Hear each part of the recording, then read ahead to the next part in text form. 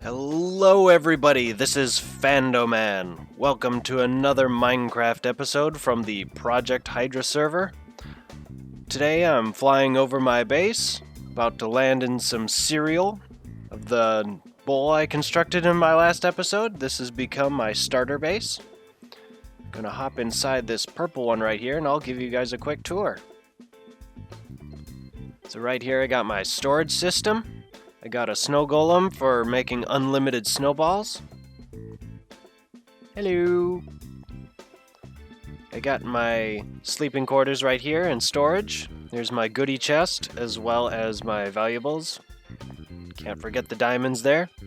Got my super smelter, which does 9 items at the same time. I'm loving that. Alchemy system over here. Chest monster, and I'll explain this in just a bit. And right here we have our standard Impulse SV Villager Breeder. Now that's going to come in handy for when I need to gather resources for my mega base, which I've already started to right here. I've been preparing some concrete. According to my math, I'm going to need about 15,000 blocks of concrete for it, which sounds like a lot, but in the grand scheme of things, that's just the outer shell. Inside, I have no idea how much I'm going to need, so it'll be nice to have these guys going and getting some stonemasons and general suppliers for that. So today I plan on opening a brand new shop because I thought this server could use a little group activity. Oh no, I didn't get any saplings and those were my only 2. Oh jeez. I didn't get any saplings from those jungle trees, and I have to go all the way back to the jungle and get more jungle saplings. I'm so sad. Well, I hope everyone enjoyed the holidays as best they can this year. I know it's been pretty tough for all of us, but I'm pretty optimistic for the new year. I think there's going to be a lot of good things happening, and we'll all get through this. So right now I am flying across the server in search of a jungle. I think if I keep going straight this way, I'm going southwest. I think I should be able to find a jungle, because I need jungle saplings so I can start a jungle tree farm. Because jungle wood is very valuable to me. I think we're coming up on one pretty soon. Somewhere over here. There it is. There it is, we found it. Today I'm going to be opening up a new shop, and I'm thinking of making it like a tropical island theme. Just a nice small plot, maybe a book and a sign explaining what it is. But I think it's going to be a nice activity that the rest of the agents can enjoy. So something that we can all do together, that I just so happen to profit from. Because stonks. Oh no. Chairman left me alone. I don't have a bed. It's getting dark and I'm all alone. I'll be right back when it's lighter out. Hey look, I made a friend. Hi friend. Are you gonna follow me out of here? I hope so. Where'd you go? Where'd friend go? Oh, he's on my shoulder! Yay! Yay, friends! Best friends forever. Best friends forever. I'm gonna need a name for this parrot of mine. Let me know down in the comments what I should name this parrot. There, all better. When in Rome, make a bed. Well, that took longer than I care to admit, but I got the saplings, so now it's time to head on home. Alright, I think that's enough material for this build. I'm gonna take this over to the shopping district, and we're gonna go put up our second shop. Shopping district is this away. Alright, got our diamond. I'm just gonna put the block here. Next to my thing, it's gonna be a thing. Alright, now to find where I wanna put... Whoa, what is this?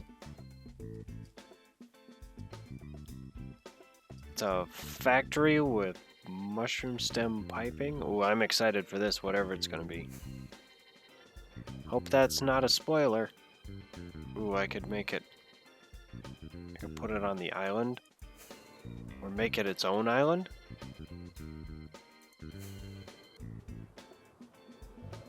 I think I'll do that. I will make it its own island. Put our bed down, set spawn, and let's get to work. Note to self for future reference. When making an island-based build for a shop that requires redstone, make sure it's an existing island. I had to hollow out my island. In order to make my floating island work, I had to actually build the entire interior chamber of it so I could fit all the redstone down there. And I had to bring my sponges because it was all flooded and there was just all water here. But now I'm ready to build. And I got X marks the spot because we're going to do like a pirate style treasure hunt. Yar! So people will put their diamonds in this chest. They're going to press the button. And then inside here, yar, here be the clue. So they get the clue here. And the clue will have the coordinates to the place I have buried the treasure. So the only thing left to do is raise the black flag, because we need to draw attention to this. So I got my black wool, I got some spruce logs, and we're just going to make this look a lot more official.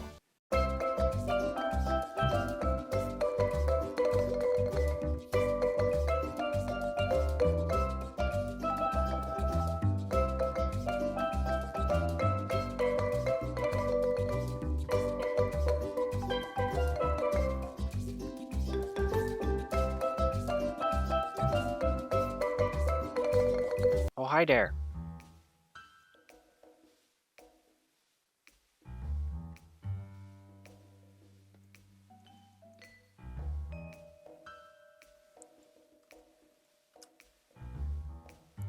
Yes, what I desire most. Ooh, the poisonous potatoes.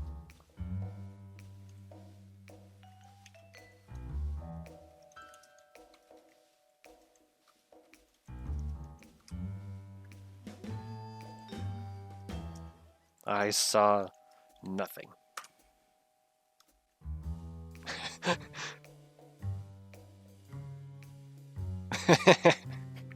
Well, that's exciting.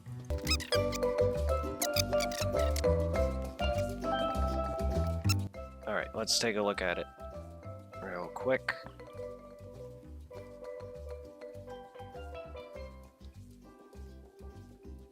I kind of think it should wave the other way.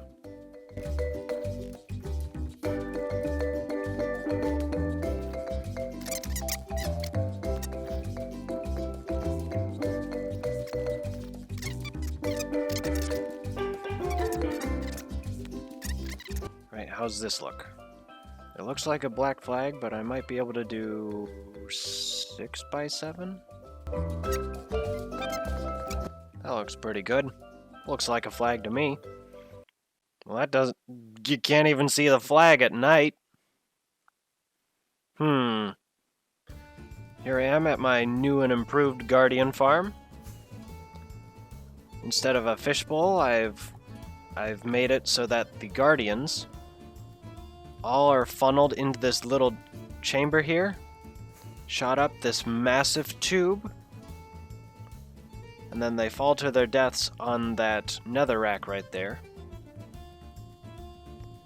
And then they get sucked up by this little Minecraft hopper, put into the storage system, and I think this is at least 4 times better than what I had before, because I got plenty of prismarine, the bricks are coming in, I'm making dark prismarine with the ink I'm slowly accumulating. But look at them all go in. They're all just getting slowly funneled in. And if I AFK here, I get one of these guys falling through the tube about every second, which is nice. Okay, I came here for lamps. So I'll take a stack of lamps and head back over to the new shop. Back at the shopping district, there's the black flag. Oop, flag spike. Got the black flag here. Now can I land on it? Yes. Not even a speck of damage. I'm a pro. I got my lamp here on the top. Okay, I'll put sea lanterns on the edges here.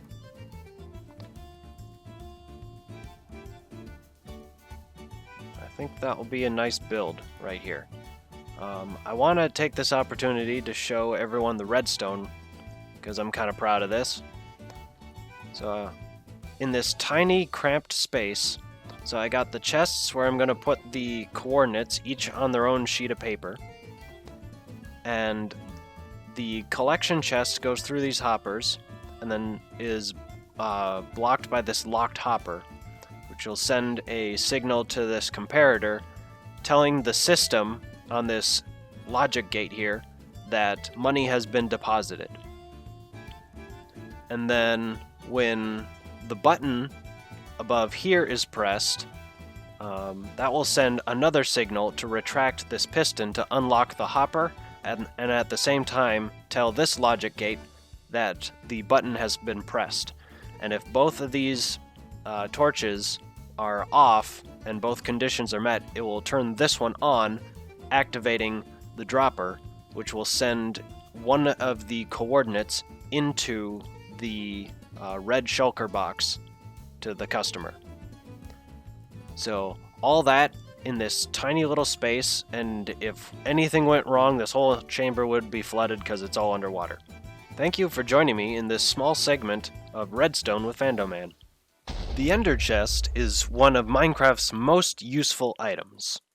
Using mysterious powers from the void, it is able to store your items and make those same items available to you in any other Ender Chest in the world, including the End and the Nether. It's kind of like having your own personal post office box. Now, wouldn't it be awesome if we could take the Ender Chest and use it to increase our own spoils from a long day of mining diamonds?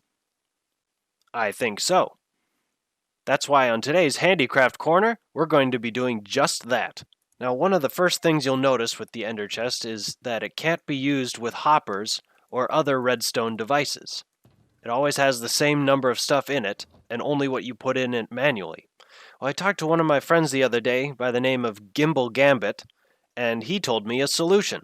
Now, a lot of players know that when Minecraft updated to 1.16, it made these things known as zero-tick farms obsolete. Now, zero-tick farms were used to speed up the growth rates of things like cactus, bamboo, and sugarcane for ridiculous amounts of production. And obviously, they don't work anymore. Although these designs are no longer usable, whenever a bug is patched, another is discovered. So what does all this have to do with the Ender Chest? Well, I'm glad you asked. Now, GimbleGambit uses a technique he discovered known as hot timing, where he uses entity cramming to alter the functionality of an Ender Chest. Now, to do this, we need to create a situation where the Ender Chest is placed on a block currently occupied by the entity cramming limit. Easier said than done. Now, we can use almost any entity for this, like pigs, chickens, sheep, but I prefer to use the handicrafter's secret weapon, TNT. Now, according to Gimbal, the entire process has to be contained within a single chunk. So, just to show you where a chunk is, it's all contained within the boundaries of these gold blocks I put down. So what I've created here is a bunch of dispensers filled with TNT, and they'll all go off at the same time, launching 24 pieces of TNT into this water chamber right here. Now, 24 on most servers is the mob cap limit or the entity cramming limit. As soon as there's a 25th entity in an area, then the system has to kill one thing in that area. So what we're going to do is we're going to flood this entire chamber with 24 pieces of TNT going off at the same time, and we're going to place an ender chest right in the middle as soon as they go off to hit that number 25. Once we hit that number 25, something's got to give. And that's how we get the hot timing. All right, here we go. Quick, quick, quick, quick, quick, quick, quick, quick, quick, quick. All right, let's see if that worked. I think that worked. Now comes the fun part. So right now, there's currently nothing in this ender chest. And because it's the only ender chest within this chunk, all other ender chests in the world still function as normally. But this one's different. So what I'm going to do is I'm going to put a stack of diamond ore inside this chest. And hopefully it will trickle down from this ender chest into all other ender chests, including these two here, and we'll make an endless cycle of diamond production using just this. All right, here goes nothing. Here we go. There it goes. It's going in. And there we see the diamonds coming into the blast furnace through the hopper here. Okay, now all we have to do is get a fuel source, and we should be cooking up unlimited diamonds. They're going through this hopper into this ender chest. So we're going to go over here and look at our ender chest here, and there's the diamonds coming in. And they'll continue to flow in until the entire chest is filled up.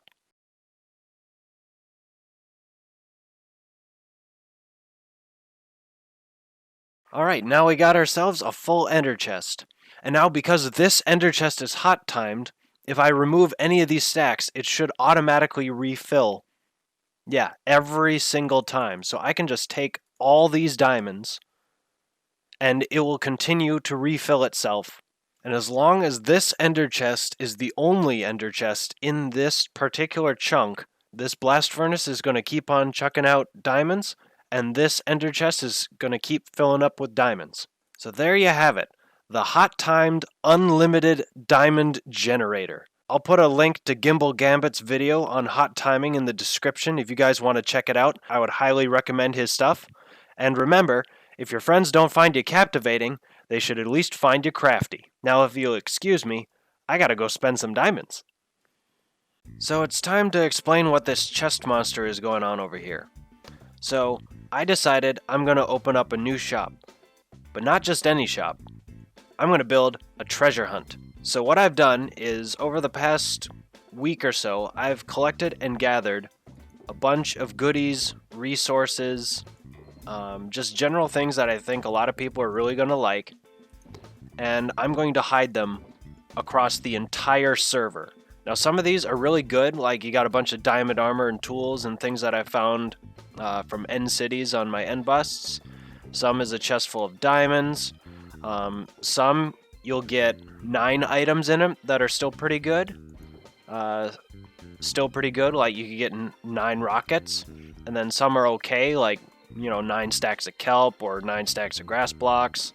Some of them you'll just get 1 stack of something pretty good, like a stack of wither roses or quartz or torches or rockets. Some of them are, a stack of something that's kind of bleh, like a stack of cobblestone or mushrooms or seeds. And then the absolute F tier is just a single item, so it could be like a piece of flint, a feather, some suspicious stew, a bucket of milk, or some beetroot seeds, or even a sponge. So I'm gonna fly around the entire server and put all these in barrels, and I'm gonna bury them, and then I'm gonna record the coordinates of each and every barrel I place, and then that's gonna go into the shop where people will buy the coordinates to the treasure. Does that make sense to anyone? No? Okay, let's move on. Alright, so the only things I have to do left is to write a set of instructions for the other agents so they know how to actually buy coordinates for their treasure hunt. Then the only thing I have to do is to actually hide all the treasures and record them. And I have 77 of them, so this is going to take some time. So while we wait for that, let's hear a word from one of our sponsors. Today's episode is brought to you by Basalt. Pass the basalt. This baked potato tastes a little bland. Hey Steve, would you mind passing the basalt? Please? Basalt comes in both standard and polished varieties. It's perfect for making builds that require pillars, support beams, and columns. Road building could not be easier, all thanks to Basalt. Just look at that design. Simple, smooth, and effective. Can't decide on a pattern for your floor? Try mixing and matching Basalt.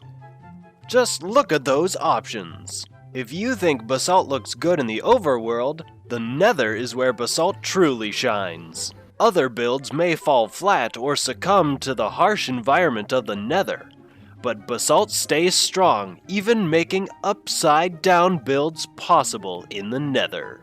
You might be wondering right now, Basalt sounds really great and all, but it must cost an arm and a leg. How much does Basalt cost? Well, good news for you, my friend, because Basalt is completely 100% free of charge. Simply head on over to one of these Basalt Deltas and harvest it for yourself. It's everywhere. Basalt, the new, inexpensive, innovative way to solve all your building needs. Pass the Basalt. Seriously, Steve, it's getting dark. Steve? You okay there, Steve? So I just came back from hiding all 78 treasures across the entire server. So now all I have to do is make enough pieces of paper to rename to say all the coordinates of the barrels that I hid. That's going to take a lot of anvils. And through the magic of editing, this will be done in about 3 seconds. Well, alright. So I just spent the past couple hours renaming pieces of paper to put in the coordinates. I've used 10 anvils. It was a lot of iron. I had to borrow some from Chairman Meow, and he was ever so gracious to allow me to do that. I helped him with a sheep project in exchange. So now I got these all in random order, randomize them and shuffle them up again. And I'm going to put them into my little redstone underneath the black flag, and then we'll be able to open up shop. So let's pick these up and fly over there. There's the black flag, looking very flag-like. Alright. So time to put these in. There's the input. So I'm going to get all these papers in, and then we're going to open up the shop for business. So I got the coordinates all in the system, ready to go and be dispensed. Time for a little test to make sure, or a final test to make sure it works. So I'm going to put 5 diamonds in this trapped chest, so it should all go in and be counted. There it went. Okay, and then as soon as I press this button, the clue should be dispensed into this shulker box right here. Alright. No clue. Okay, let's figure out what went wrong. Okay, so this piece of sand was blocking the button from reaching the signal down there, so I'm gonna have to replace this with something else. I put a slab of sandstone right there. That should work out pretty well. Okay, so the diamonds are in there. Nothing in there. And... okay, I heard something go. And there's the clue. So... black flag is officially working, and now I just have to put a little description to the other agents to make sure they know what's going on here, and then we're open for business. Okay, so the book is all written, and the explanations are here. I'll just read it to you right now. Probably do a pirate voice so it sounds official. Yahoy there, matey! Welcome to the Black Flag. X marks the spot where ye might find buried treasures and wonders unknown. How it works. Deposit 5 diamonds into the trapped chest to the left of this book, then press the button on the right. After a brief delay, the coordinates to buried treasure will be dispensed into the shulker in the middle of the big red X on the island. Then set sail to your coordinates to claim your black flag barrel of booty. Each barrel contains a random treasure. Many treasures contain junk, but some contain some extra wondrous plunder for your whole crew. Each paper dispensed contains only the X and Z coordinates, so you may have to dig quite a bit to reach your designated barrel. Be sure to bring a pickaxe and a shovel. There are 78 barrels scattered across the entire server overworld. The odds of a barrel being a certain prize goes as follows. So I have barrels with junk items, a stack of junk in them, a stack of good loot, 9 stacks of okayish loot, 9 stacks of good loot, and then there's a 1 in 13 chance of the barrel having full plunder. And then there's some disclaimers. As of now, we are now open for business. Welcome, mateys, to the Black Flag. Yahar! Well, guys, looks like I'm out of time for this episode. Next time, we will be building a mega base right over there. I'm very excited for that. Well, I hope you all had an excellent New Year's and are looking forward to what 2021 has to offer. May it be infinitely better than 2020 was. As for now, this has been fandoman on the Project Hydra server, and I hope to see you all in the next episode. Steve? Ah! No! No! No! No! No! Ah, Steve, how could you? Why, Steve? Why? Why, Steve? Steve, no! I just wanted the basalt. I just wanted the basalt.